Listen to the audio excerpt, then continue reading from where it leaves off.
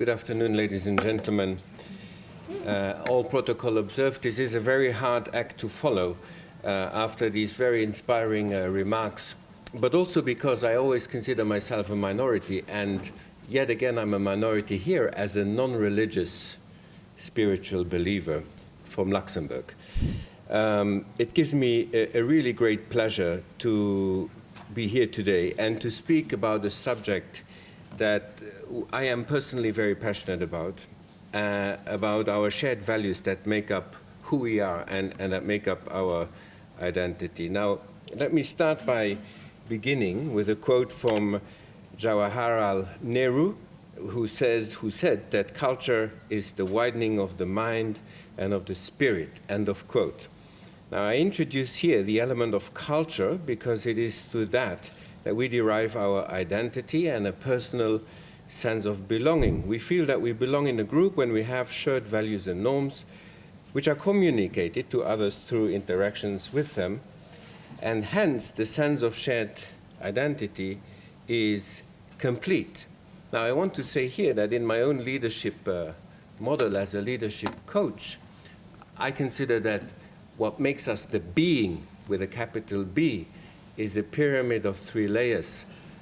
The upper one being what we see and what we feel, then below what drives us, and underneath the culture, the values, the norms in the systems that we belong. And so the values are right in between what drives us and what makes us being in one identity, in a larger identity of a group.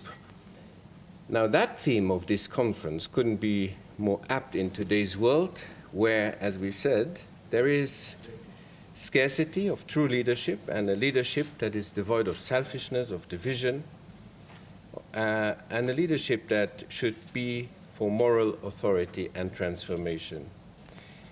A new wave has swept in a crop of leadership with an absence of vision, and that calls for more empathy and respect. And since we often don't have that moral, that brotherly leadership, it has resulted in a world where violent conflicts have surged, divisions along race, religion, and culture have widened. And instead of embracing diversity, we are being taught to be wary of what we don't know. And again, I strongly believe that culture should not be an excuse, and that cultural and individual differences should be a leverage to foster innovation and creativity, inclusive diversity, instead of competition and conflicts. Because otherwise, it is against everything that our socialization process as human beings stand for. Because throughout our transformative years, as we grow up, our parents have taught us the values of respect, tolerance, humility, neighborliness, empathy, hygiene, among others. They taught us that this is what makes us. It is our DNA, and it is the driving force behind our behavior, individually and nationally. It defines our relationships, and it defines us. Ubuntu lumamu, Ubuntu bulamu, sorry, Ubuntu, Omuntu, Ubuntu, Utu, Umuntu, in different African backgrounds. Yes, there you go. And I'm sure there are others. Whatever shape, color, or language these values come in, they are universal. I am because you are, a pluribus unum, out of many, one humanity. So let me now allow me please now to speak a little bit on the shared set of these values. And as we just said, Ubuntu in Southern Africa, and Ubuntu Lamu in Uganda, and Utu in Kenya. Now, all of these concepts advocate empathy and connection from one to another. In Uganda, for example, these values form the norms that govern the Buganda. And one scholar, Karlström, described that Ubuntu Lamu as an expression of healthy humanness, a crucial term of public morality connoting the possession of courtesy, compassion, good breeding, and culture. Now, that same scholar goes on to clarify that Ubuntu Lamu is less a politico-demographic category than an ethical and civil ideal which combines the senses of good governance and collective advancement on the level of policy with an emphasis on morality and good manners at the level of the individual conduct. Now, I bring this up to show that the traditional governance systems, as we have them here in Africa, they were informed by cultural practices and the values of morality in leadership, and they are still relevant today. Now let us now fast forward to the United Nations Agenda 2030 and its Sustainable Development Goals. It is in one of those, number 16, where the focus is on peace, justice, and strong institutions.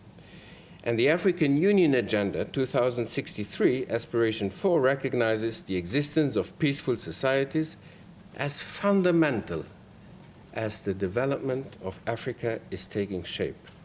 Now, the AU, the African Union Agenda 2063 and Aspiration 5, envisions an Africa with a strong cultural identity, with a strong heritage, shared values as catalysts for development. And research has shown that putting culture at the heart of development policy and practice contributes an essential momentum that is needed for sustainable development. I'm not going to share some of the examples on how culture aids in the construction of a community. I was going to talk about Confucius and his doctrine, but please allow me to really talk about what we're seeing here as a United Nations system unfolding in Uganda. As you know, it is a very, very religious and a culturally sensitive context. Now, for example, the deliberate efforts at reviving cultural values of Ubuntu Lamu through the Ekisakaate championed by the Nabagereka Development Foundation, which is targeting young boys and girls, which is it is a breeding social movement that has the consequence of creating a new breed of transformative leadership. And also what they do is that it is cross-cultural dialogues that are being championed. Now, these two initiatives by this foundation have a snowball effect of creating a moral and responsible generation that holds within its reach the ability to sustain peace and development in a world where the two, as we know, unfortunately, are in great jeopardy. And let me also say that I'm so proud and in deep respect of the work we are doing, the work they are doing, which is the Interreligious Council of Uganda, and we are doing with them.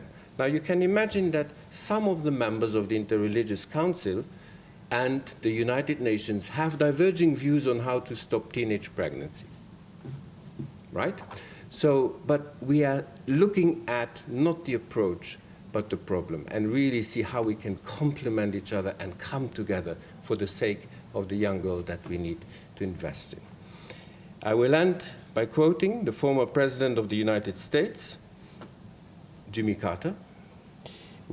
He said, whatever the borders that divide us are picket fences or national boundaries, we are all neighbors in the global community. Thank you.